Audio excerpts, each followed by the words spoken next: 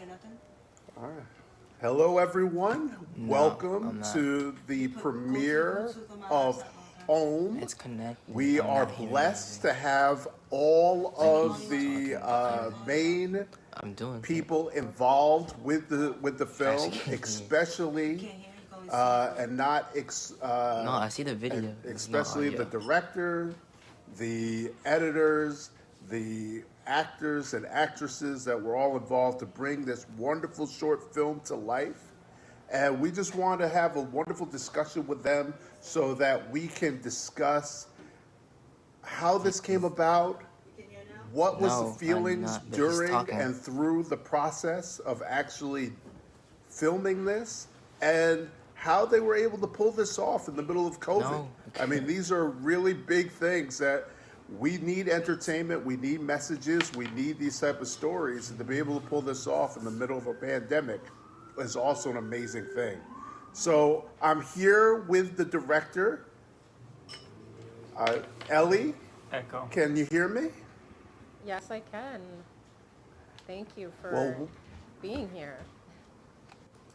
no, well, I think we need to thank you because this is a wonderful film, and I've watched it multiple times. As a first-generation immigrant myself, I Meliki really says he want to can't get hear your anything. thoughts on how this story came about.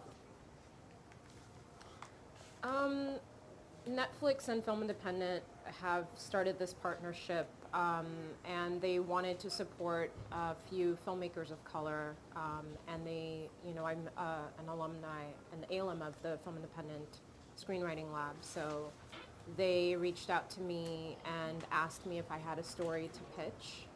And Netflix really was interested in stories that spoke to the moment that we're living. This was last year, so 2020, this was summer of Ellie's 2020. talking. And a lot of things had happened. George Floyd, Ahmaud Arbery, all of these, horrific things had happened in our country, and there was a reckoning, and we were all, and then COVID hit, obviously, and so they wanted us to write something that spoke to the society that we were living in, and I knew that I wanted to make a genre film, and I reached out to Roy immediately and wanted to sort of talk through ideas, and we started discussing how we were feeling emotionally, where we were emotionally, given everything that had happened, and it really, the seeds of the story came from Roy talking to me about an experience that he had while driving in a neighborhood that he didn't know. I think he got lost. Mm-hmm. And he said that he found himself in this neighborhood that was completely lined with American flags, and then he was terrified. And I completely identified with that feeling, and that's kind of how the story began. And as an immigrant myself, I'm originally from Cameroon. I was born there and I grew up here in the States. I have always felt I've always been a bit of an outsider, and so I wanted to tell this story from within the context of a family and through the immigrant lens, which I don't see that often.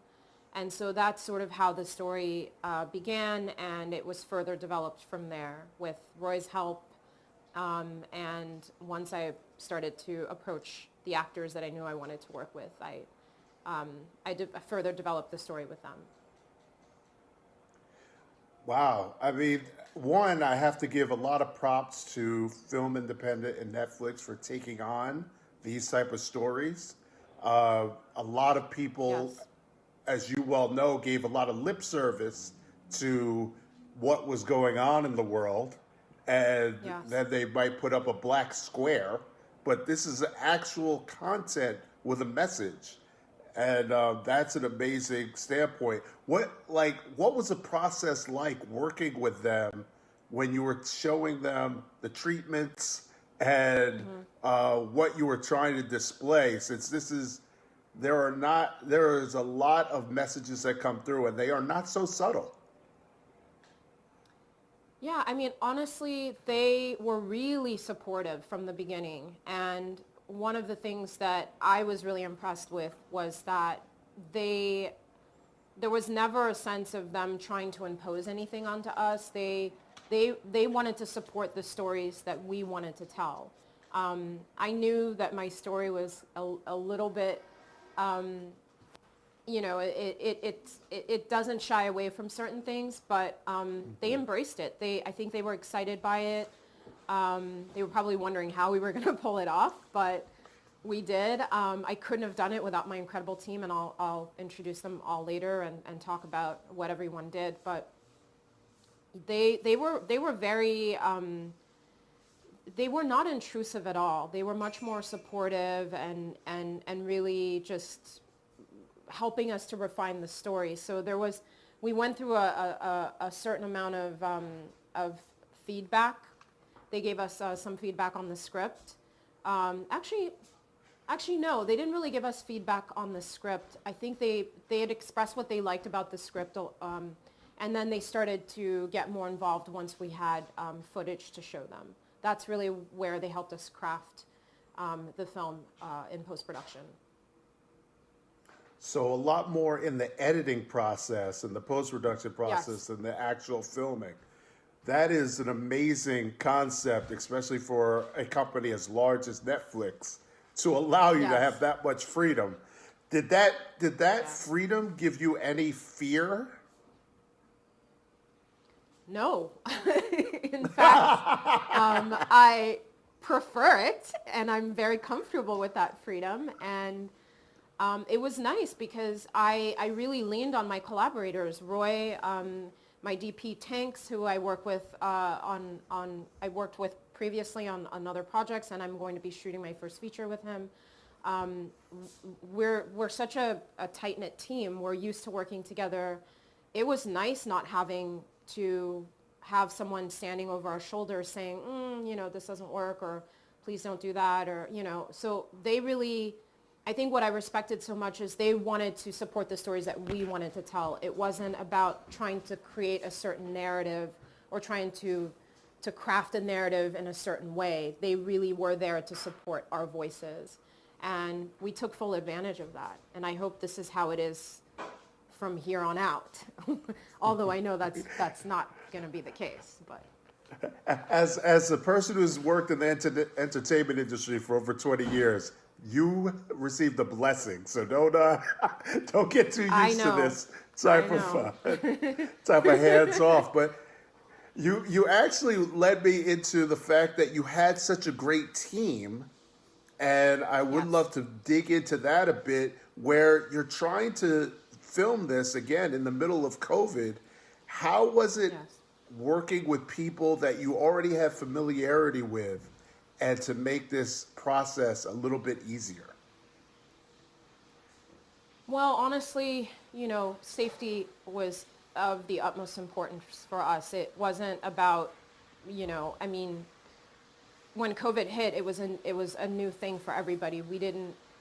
I hadn't seen many people for months at that point. So I wanted to be extra careful. I wanted everyone to be safe. So the first thing that Roy and I tackled was, how do we do this safely? And I think he can speak a little bit more about that, because he did such a phenomenal job of building a really solid safety plan in order for us to work together. Everyone was tested multiple times before and during the shooting. And so I think that was the first thing we sort of kind of figured out. And then, you know, there's a certain level of trust there when you're working with people that you know and you care about as well. And so for me, it was great because I knew, I felt comfortable we shot in my parents' home, and I felt comfortable allowing them into my parents' home because I knew that they would be careful, and that I could trust that they weren't going out there and behaving recklessly and, you know, trying to catch COVID. There was a certain level of comfort there with working with those people. And I think it was really helpful in that sense. No, that is amazing, especially in this time where everyone has been responsible and socially distancing. To be able to Yeah. feel some type of community is, I'm Yeah. sure, was a blessing It to really your was. crew and to everyone there. So I think I see Roy is also available here. I did want to talk to Yes. the two of y'all about how did you come up with this particular storyline? You don't see this every day. As you were saying, being an immigrant, these are not the stories that we see every day on mainstream platforms. Yeah, I think for us, we were Yeah, I trying. mean, Roy, it, Sorry, let me know when you can I hear think me. we, go ahead and, I think we have mute on Roy. Oh, sorry, I think I muted my microphone. There we Of go. course. There Sorry, you go. yeah. guys. I think when the opportunity presented itself to pitch, we were trying to figure out a way to sort of give voice to the frustration we were feeling at that particular moment. I think we jumped on the phone in June, and we're just kind of discussing what might we want to say. We were really feeling down because the pandemic was so heavy at that time. I hadn't left the house really, other than to go for walks, and I hadn't seen anybody. I hadn't had a hug in like 2.5 months, and of course, in addition to that, we were finding out how COVID was disproportionately affecting communities of color. We were seeing all of the incidents that were happening with vigilantes and police in the street against unarmed black people.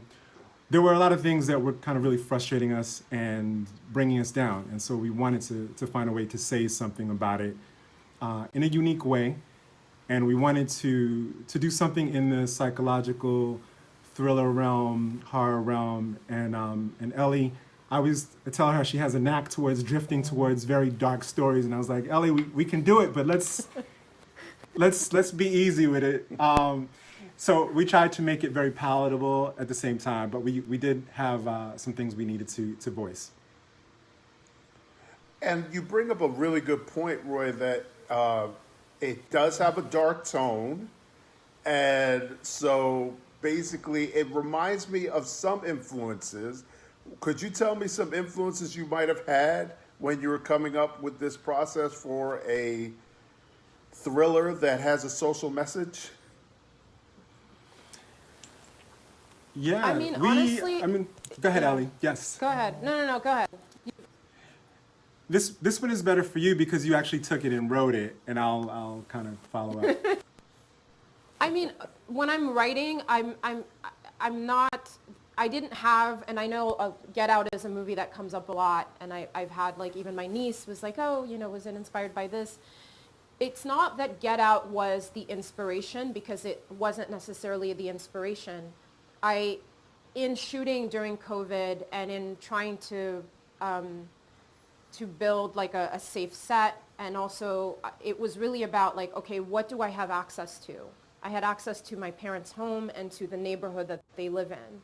And so by default, that became the setting of the movie. It wasn't so much that I set out to make a film that's inspired by Get Out, in that sense. So it wasn't. It was really the environment that I'm in that inspired me, and some of the stuff that's happened in my own neighborhood that's inspired me, because we had a new black family move into the neighborhood, and their son was traumatized by a neighbor who thought that he was trespassing.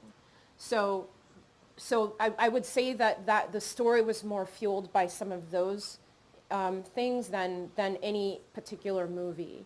And I drift towards horror and thrillers all the time. So that's where my heart lies. And so of course it was going to be, that's what it was going to be. And I think I told Roy that from the beginning, that I wanted to make a social horror. And that was the one thing that didn't really change from when we started talking. All right. And I mean, you saying this part about being influenced by your actual neighborhood,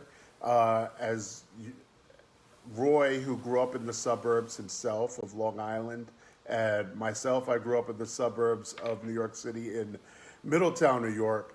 Those stories of young black men being traumatized by their neighborhood because they don't quote unquote belong there, even though they live there.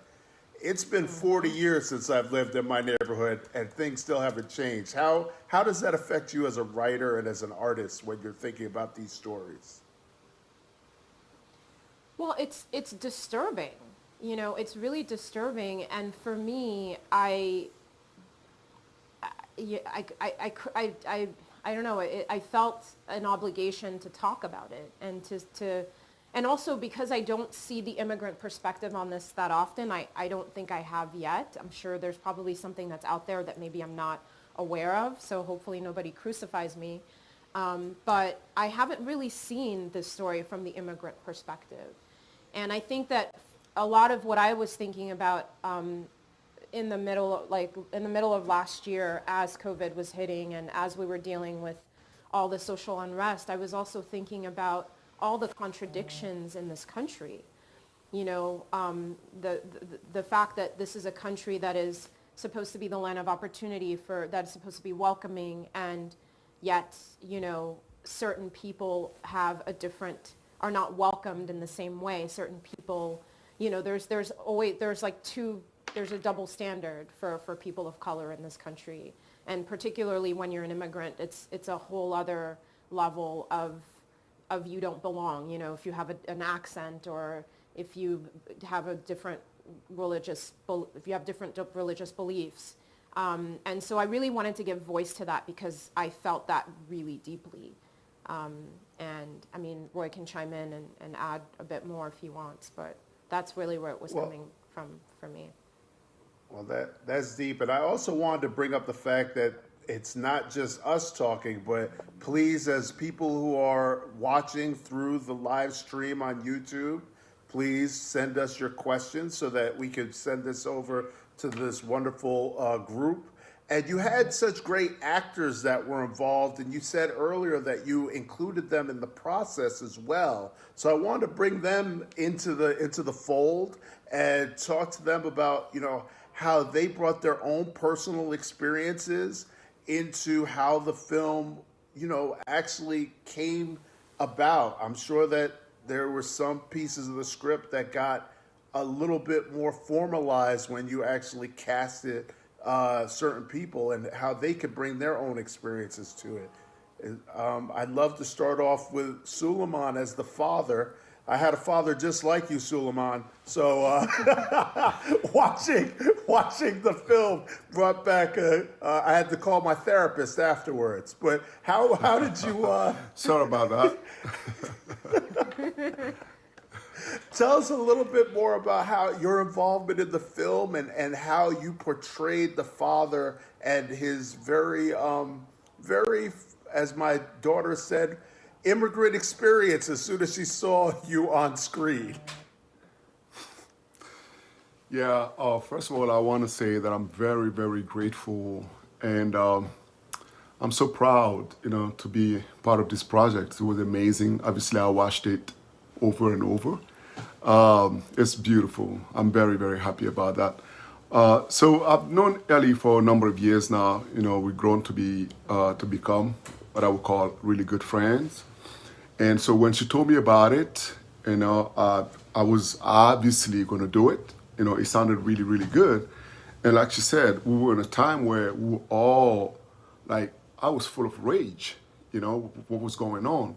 And also I was feeling very, very disempowered, this feeling of okay, this thing keeps coming and what do I do? And then I got two little kids, and when I looked at them, really what got me was two things. It's been many generations going. So the first thing was that, wow, it's going to keep going. So they're going to go through that too. And another thing was wow, when they look at me, you know how when your kids look at you and you look at your parents, if you remember, they're Superman. They can do everything. This is like a cornerstone, I think, of a relationship between kids and parents.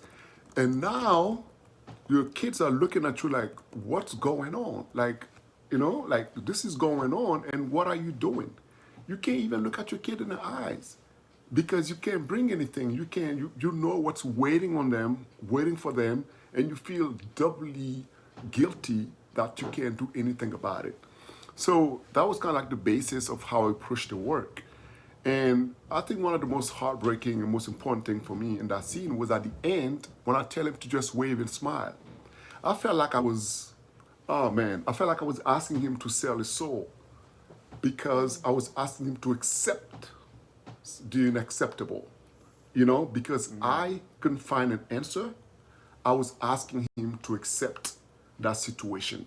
And it was and I know usually, in films we want to end up strong and positive, but I couldn't really find anything positive in that. I just wanted, as parents, I want my kid to survive. Hopefully he would grow and find an answer where I couldn't. But in that moment, I was very aware that I was asking him to sell his soul. So, yeah. And that is that talk. Like, people always talk about the talk you have to have with your kids, and I think black men have to have two talks with their kids. One is about the birds and the bees, and the other one is about survival.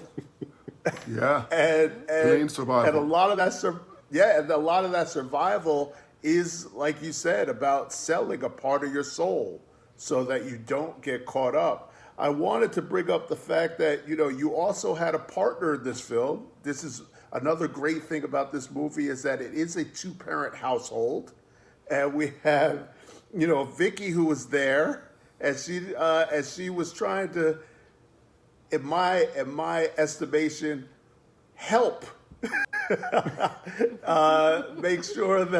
help save the butt of the son as often as possible, but Vickie, tell us about your thoughts about your character. And what inspired you about how you were going to bring this to life? Well, it's the plight of the son and the dignity also of the father, because Yvette, the character in the film, is walking a tightrope. She understands both sides, right? And she understands, I should say, I understand that my husband is really quite married to this idea of the American dream and moving up, in this ladder, the military, and how I can see how, the cards are stacked against him, and he can't see that he still believes. And at the same time, he's very much afraid for his son, because when we know what happens to little black boys in America. And I can see how his fear is really driving a wedge between the two of them. So it's really the plight of Yvette, how do I help, as you said, my son, and at the same time, just kind of hold up my man, And I struggle with that throughout the film, but then it becomes at a certain point, and I can't remember when, but it's really, I can see how much my son is suffering, and really, it's all about the kid. For me, it's all about the kid. I mean, if life isn't all about the children, then I don't know what it's for.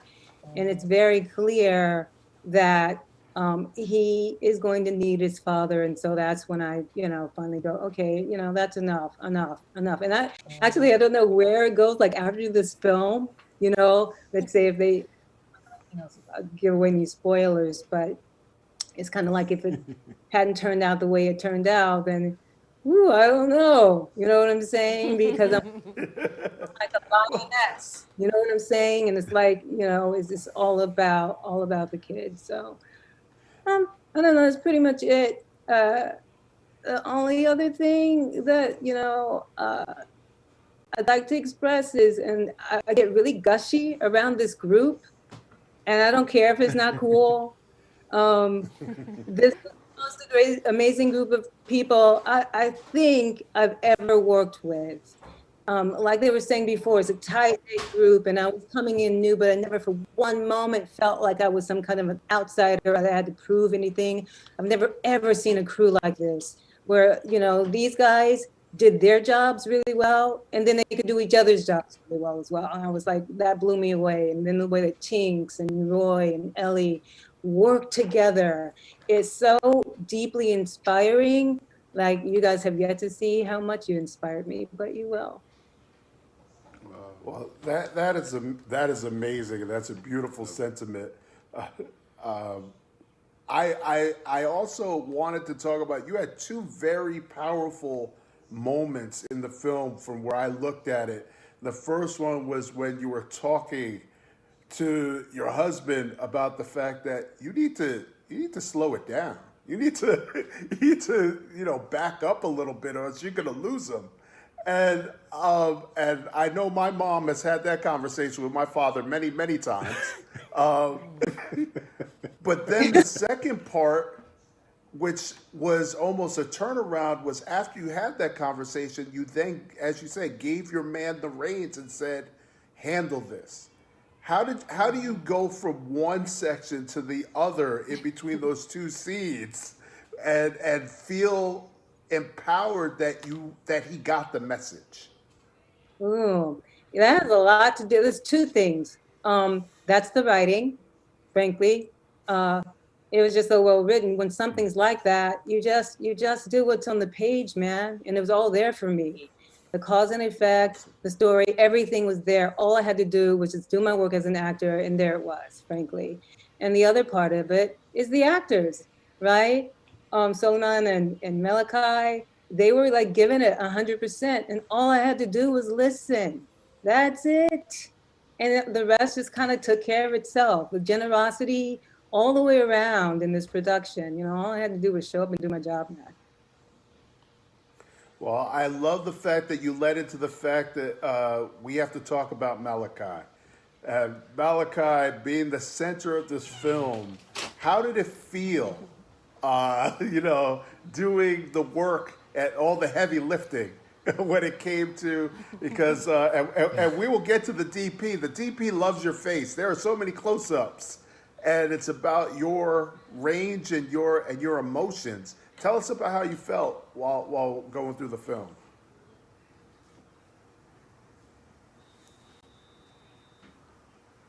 Oh, did we lose Meliki? Hello?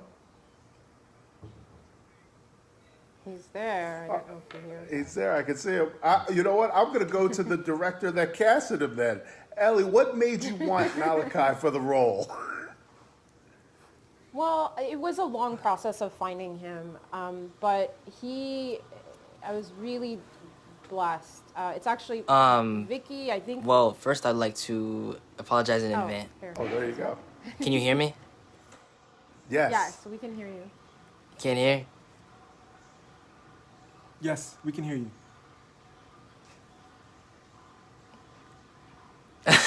Can you please check his Can he not hear us?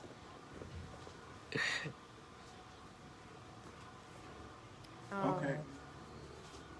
All right, so let's go back to Ellie. Tell us about Yeah. You said there was a long process.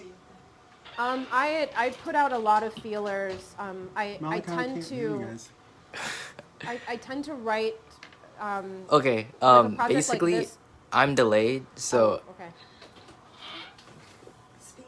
I'm delayed. I'm not talking. You're probably gonna hear this like a couple seconds after, but I'm being delayed.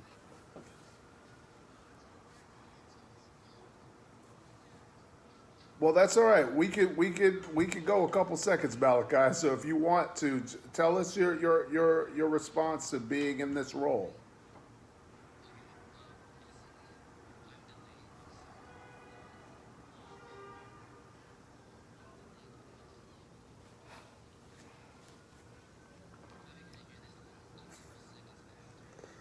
Yeah.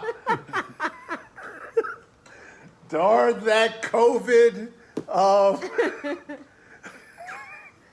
right. Well, we're trying to figure that out. We're going to keep going. But You were saying it's a process. Okay. You had a lot of people. Well, it was a really amazing experience. It was such a short amount of time, but it was it was a short amount.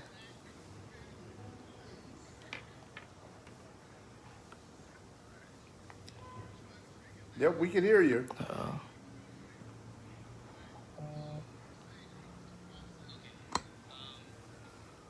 Whoa, oh my God. All right.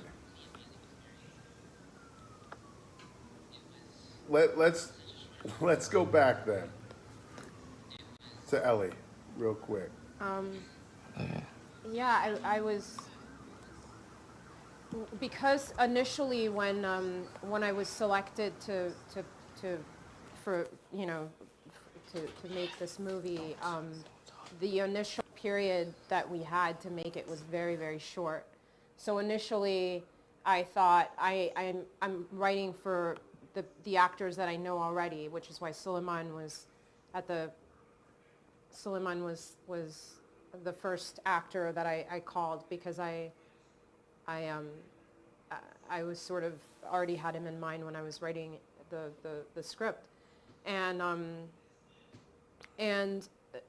I knew that it was going to be challenging finding a teenage boy, the right teenage boy. I don't know that many, and I don't tend to write for children either. So I sort of kind of went out to my network. Vickie was one of the people I reached out to, and Meliki's manager happened to get in touch with me. She saw a post about the film, and I was just really it was a blessing, because I'd seen a whole bunch of people who just weren't quite right, and as soon as Meliki sent in his tape, I knew he was the right person, and then I started with him and his mom, and she's just equally generous and amazing, and it just felt right from the beginning, and it was a very easy decision to cast him for those reasons. And I was told that you have a brother. Was your brother any a part of the character build when you were coming up with Meliki's character? A little bit, yes. I mean, the relationship between my brother and my dad was definitely a lot harder on my brother than he was on me. Just like my mom was a lot harder on me than she was on my brother. I think there's something there. So there's a lot of that I wrote into the script. Although Meliki is quite different. My brother wasn't like into classical music. Those me that really put into the character. I was a classical music nerd as really as a teenager, and I thought it might be cool to put that into the character, and so it was myself and my brother actually that formed Jonah. And I love the fact that music is such a major element to this film as well. Is Fatrine here? I wasn't sure if Fatrine was able to make it. What? I hope so. Like what? Yeah. So I mean, what? There you go, Fatrine. So I mean, music is such a major part of this. Tell us about your experience and how you incorporated the likes of the characters as well as setting the tone. Some of the people in the chat were so amazed by the moves into these ominous tones that you developed through the music. Oh, that's a good word, ominous. I think I think you're on mute. I am on mute. Can you hear me? Hello? Nope, still. Can you hear me?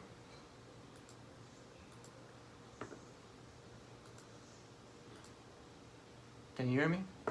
All right, while Hello? he's figuring out the sound, I'm going to ask Roy, since you had to edit through all of this, blending the visuals with the sound, What was it like for you to figure out that balance with the product that both Ellie and Vitrine brought to you?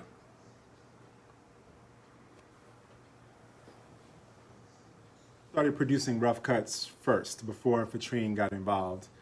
I kind of had a sense of what Ellie was going for, and as an editor, you start to build the first version, which was like almost 19 minutes long. And so we had to kind of go through cutting things down. But when we shared it with Vitrine at that length, he had already started to put ideas together. I had originally used the temp track, which it's nothing like what Vitrine delivered at the end. It was just sort of a suggestion, and I think that he kind of took the intention that we were going for and then built something really beautiful. And that was kind of how it was. Just like we built it first, and then Vitrine really brought his talent to the project and elevated it quite a bit. And just one quick note before we go to Vitrine. Hopefully we'll have his audio ready. Sorry for those difficulties. My fault. Yeah. Working on it. Can you hear me? I think my understanding is that Meliki is now back in sync with us, so thumbs up. Yeah. Okay, so we're gonna go to Meliki in a little bit also. But if Vitrine, if you can answer now, just like tell us Can you hear me? what you were feeling when you saw the cut and how you kind of leaned into it and built what we were to experience in this final product. Can you hear me? Hello? Can you hear me? I can't. Okay, Vitrine we can't quite hear him. Let's go back to Meliki now. Meliki, Let's you go to probably heard all the Meliki. questions, although it was delayed. I have no idea. Oh, can I just say something about the music? Absolutely, Ellie. Yes. Because part of the reason I knew Vitrine was the perfect person to score this. Can you Vitrine guys help Vitrine out? has an incredible sensibility. He is a concert pianist, that's his background. I mean, Wow. So I already knew in my mind that, I wanted somebody who had that sensibility in order to access that classical music layer that we introduced the character with. And so I'm still amazed. I said so little to him in terms of, what I wanted. I think we have such similar sensibilities. It was just there, and he came up. I think the melancholic was the only word I might have used in describing what I wanted the music to feel like, and he just came up with this incredible theme, and it worked from the opening. And that's an amazing thing that you were talking about with your team. Oh, is that Vitrine? Oh yeah, Vitrine is there. Yeah, please, Vitrine, speak. Yep, go ahead. There we go. Great. Vitrine, the floor is yours. Tell us about your process. Let's see. Seems like everything is going wrong today. All right, so yes, back. Well, Ellie sent me the script. She said that she had a very good, she had a new script she was working on, and it involved classical pianist, a boy classical pianist, and I think as a composer, I primarily start forming sort of a musical language in my mind originally in some way. And then, to be honest with you, I think I wanted to see, because there's always a difference between script and what's shot. She sends me the rough cut. I really like the film. And after that, I think we wanted something classical, where I had to dig deep into that sort of classical sound, but not yet coming out of a classical piece. So we wanted to sort of interweave the classical music, but yet be filmic, and still have this sort of introverted, I would say, is the key word, because the shot opens with him in his headphones. And we wanted something where, when you move into a new neighborhood, you're looking for peace. You're looking for an advancement of your soul in some way. You're looking, to something else. And I think, I wanted to set the tone between peace, love, unity of all the ideas, and that's where the classical element comes in. I think that it unifies, every single person in the world equally. It's just music. It's not necessarily genre per se.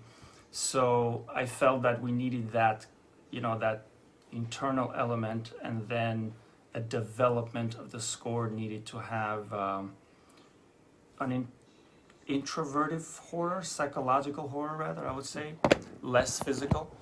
And I think, and as the cuts changed, I think I needed to make my own adjustments, but primarily, it's fusing two genres, the psychological horror and the classical was primarily where I was going for. Well, that is amazing, and please note for our viewers, please send over your questions in the YouTube chat. But I was very impressed by the fact that you and Ellie could come together on what the score would be and to choose classical music. I am a horror genre fan myself, and whenever you get some of those tones, something bad is about to happen or someone's going to die. But also, I'm impressed by the fact that, and this is going to sound very stereotypical, that there was no real hip hop or R&B or anything like that inside a black genre film, right? And so that was also very impressive that you brought that to light as well, because the musicianship was very, very prominent in the film, and so to hear your process is amazing. Thank you for saying that, because it was a note I was given that I ignored. There was like in one ear and out the other. Yeah. Yeah, so I mean, and that's that part where you're dealing with an executive who thinks that it has to be in a certain way, and you're like, no, that is not my vision. And from an immigrant standpoint, there's no hip hop going on in the house. But also, even more importantly, why does it have to be hip hop? Because it's a black teenager? Mm-hmm. I mean, I don't know. So I push back on that, because I wanted to go against the grain, and I wanted to lean into my original vision, and also because I was the kid that was coming home from school and listening to Beethoven and listening to Brahms, and so why not?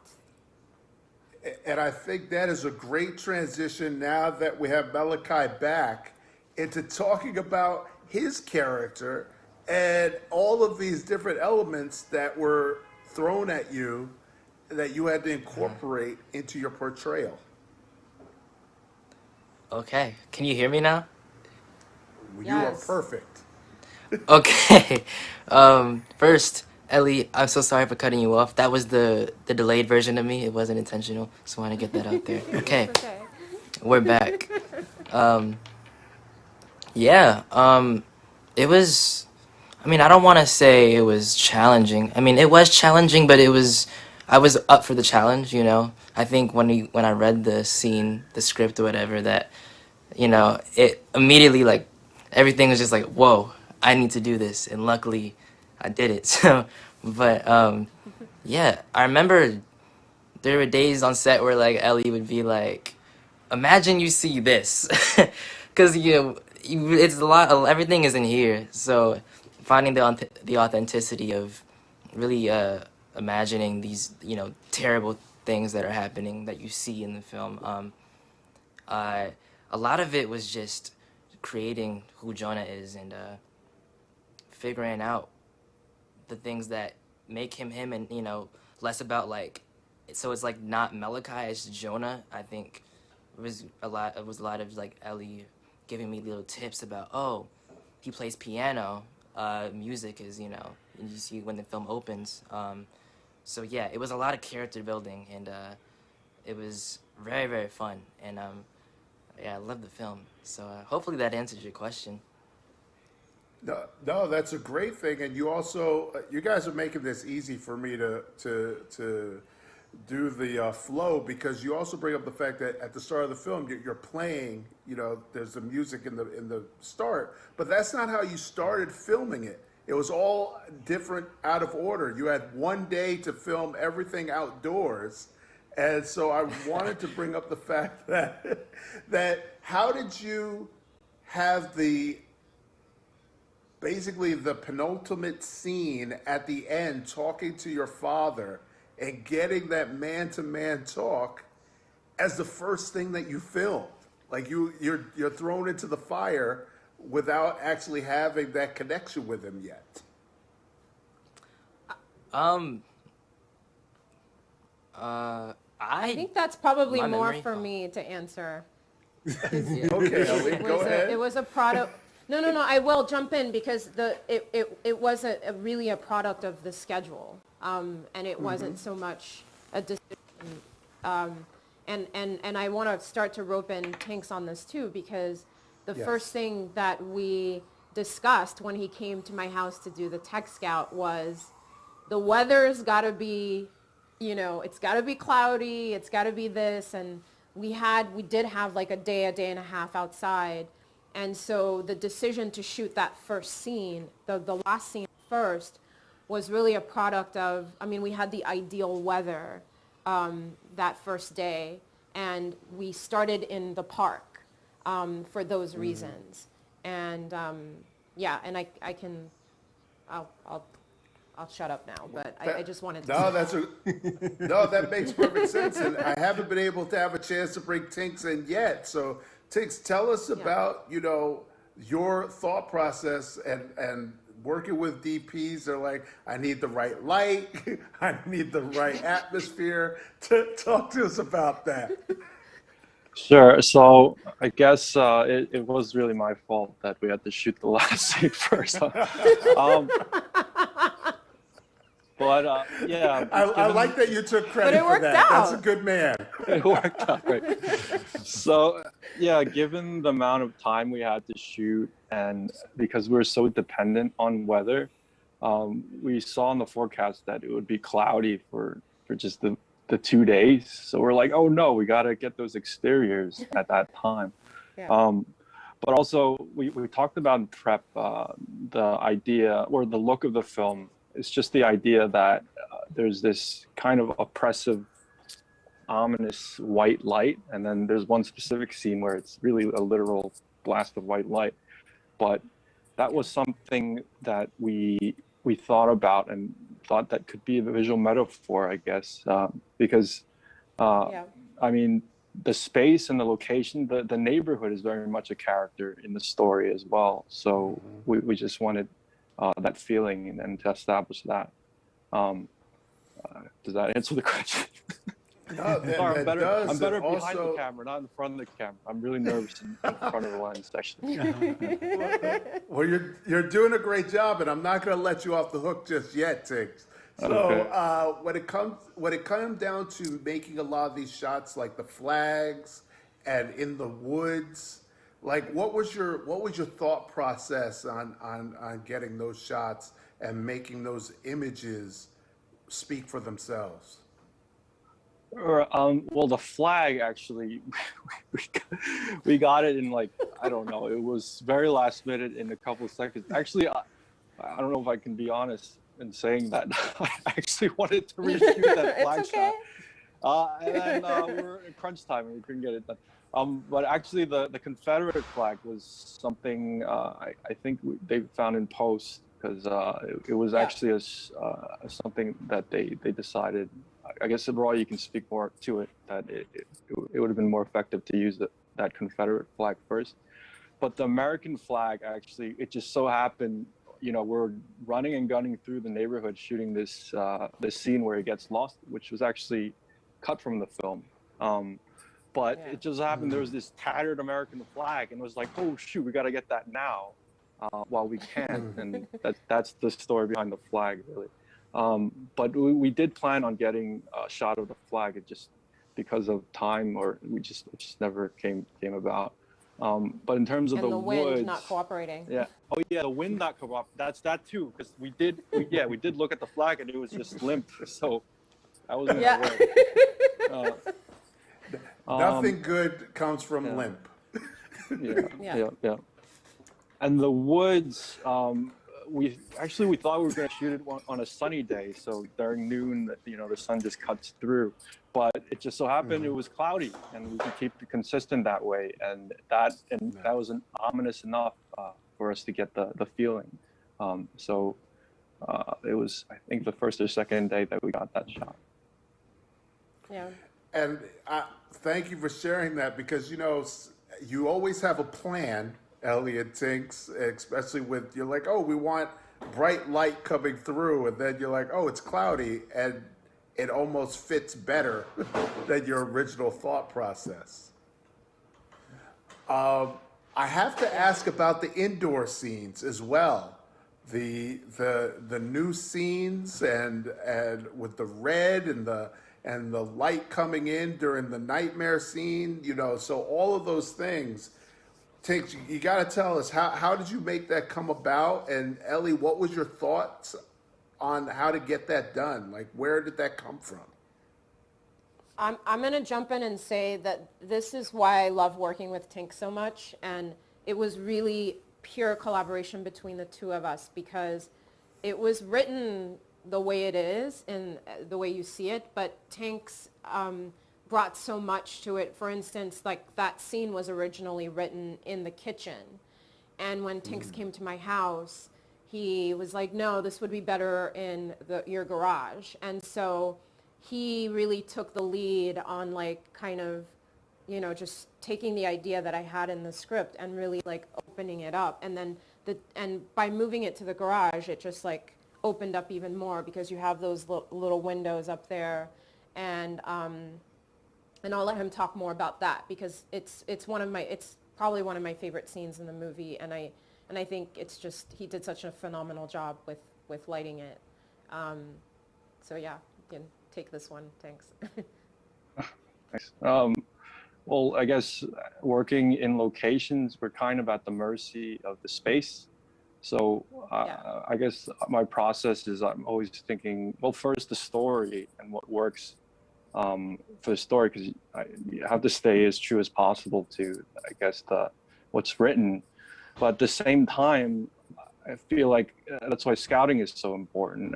When Ellie and I, we looked at her house, we just discovered, maybe it works better in the garage.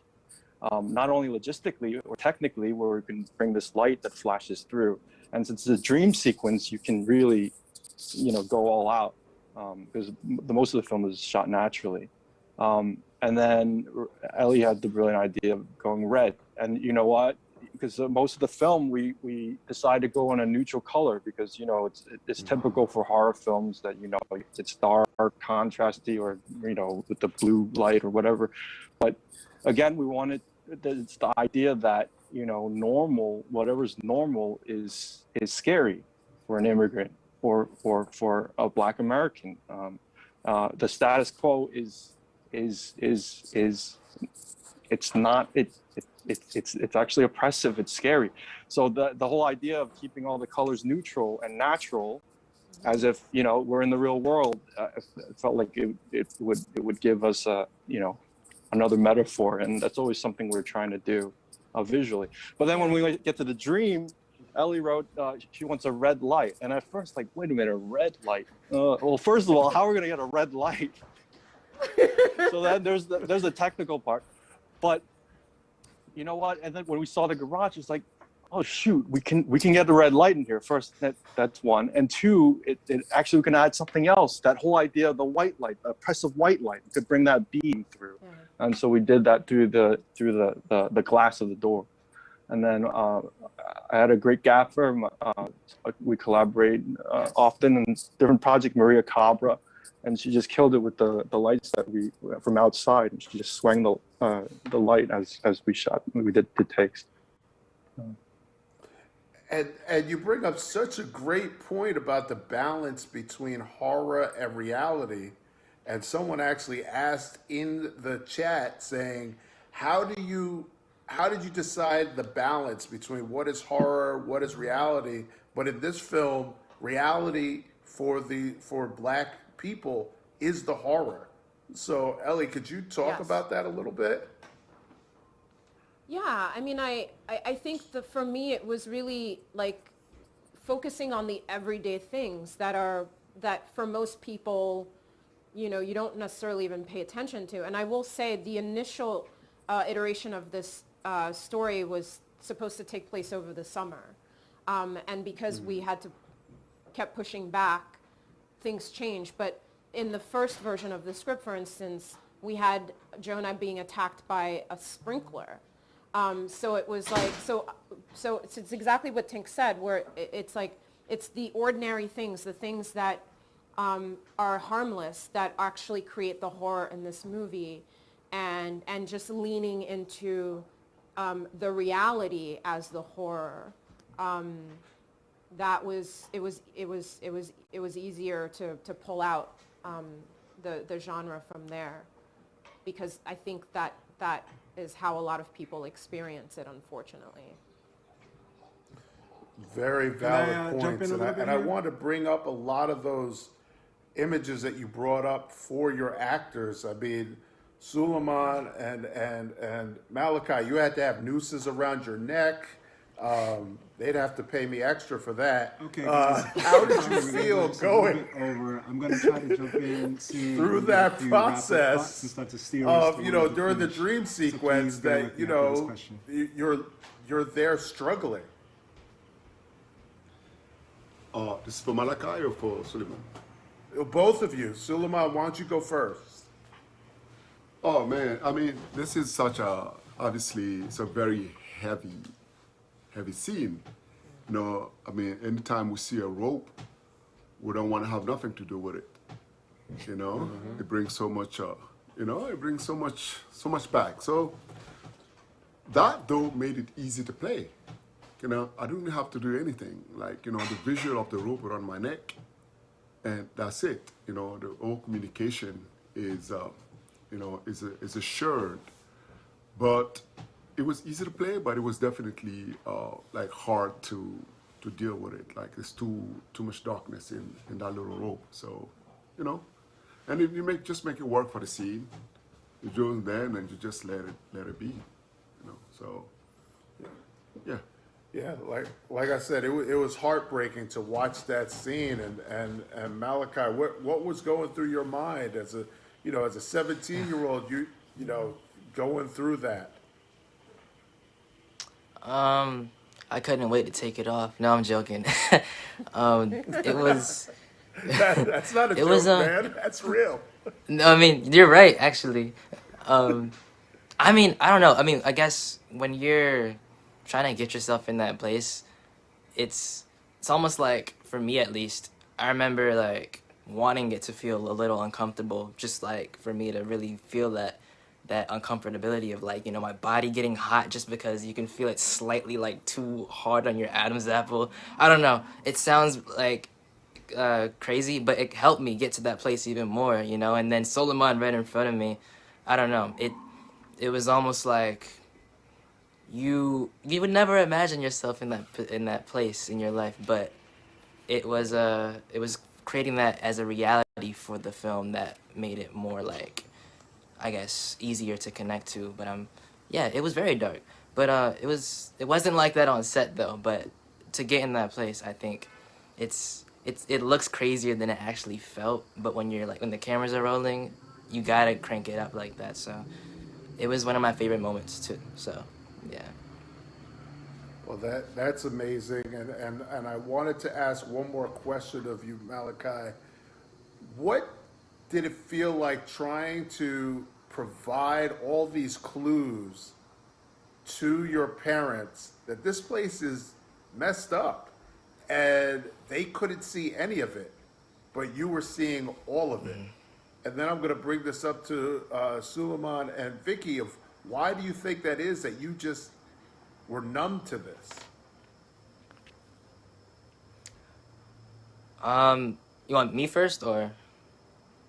Oh yeah, I go was gonna ahead. say Yeah. Malachi first. Like, what was his thought process having to deal with parents who couldn't see what he can obviously see, and they thought of him as crazy until the end. Um, it really helped Ellie. I remember her like just giving us the freedom to not rely on the words too much, because that was one of the first things I thought of like before we did it a lot of the times. And a lot of like the really like really good the stuff that I felt came from just speaking from Jonah's perspective, and just so I think in those moments, genuinely, and it helps because Vickie and Souleymane, they played it off really well, where it's like, are you okay? Like, what's going on? This teenager, maybe it's his hormones or something. Like, it just added the fuel to the fire for me to get to that place. So, yeah. No, and that's great because Vicky, you gave Jonah every excuse in the book as a mom. That it's a bad dream. Oh, it's the hormones. Oh, it's this. Well, there's some things you just don't want to face. You know what I mean? And my Jonah, my son, is like he's an artist, a dreamer. Anyway, a nerdy kid. But I was used to the kind of flights of fancy. This is the backstory I gave it, but anyway, and some of it is just, he's just kind of dreaming until it becomes apparent that he isn't. Like there's dreaming, and then there's a kind of, oh, wait a minute, I'm just dreaming because he's disturbed. I mean, you can see.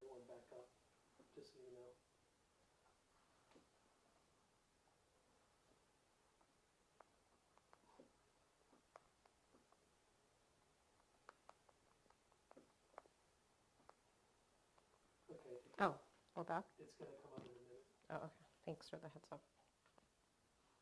See if that seems like it's connected. If you want that. Are you hearing anything? Not yet, but probably need to get back on the... There we go. Oh, yeah. You can turn the screen off to save battery if you want, unless it will. No, it's fine.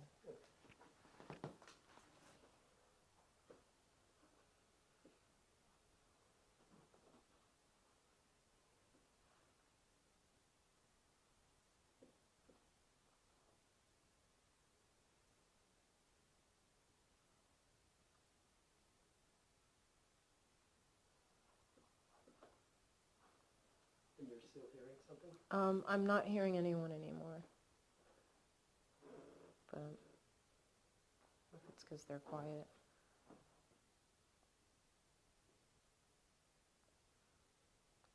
Yes. Hi, Steve. Okay. Okay, so we're back up, but not everyone else is here. Got it. Just give me a heads up. Thank you. I just want to finish sending this. Yeah, you'll probably hear them Okay. talking.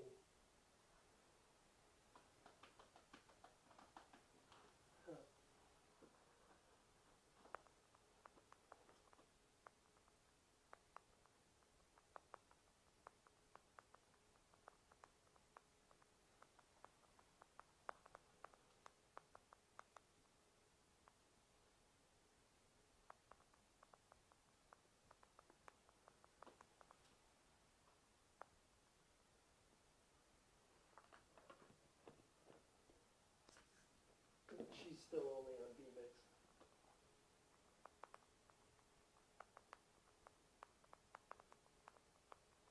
Okay. Roy wants me to tell you to check your email and join them on Zoom. Oh, okay. I thought I saw an email about that. But now, like while I'm sitting here? I think so, because they're all back. They all connected to Zoom while we've been down. Oh, okay. So is this over? I'm not sure. Because if I'm...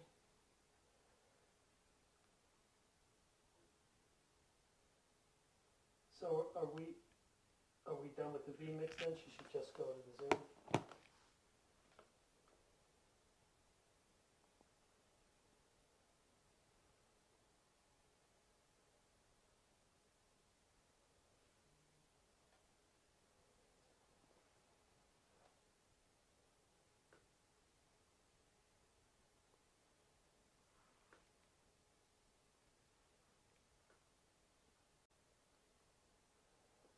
Yeah, connect to the Zoom. Okay. I'm gonna have to grab my computer. Here, I'll take the. Or, yeah, thank you. Well, that's unfortunate. I really wanted to, it was so fun. I wanted to like end it. Well, I think they're coming back up, but I think he's just saying we might as well just wrap it, Okay. because we were close to wrap time. Yeah, I thought we had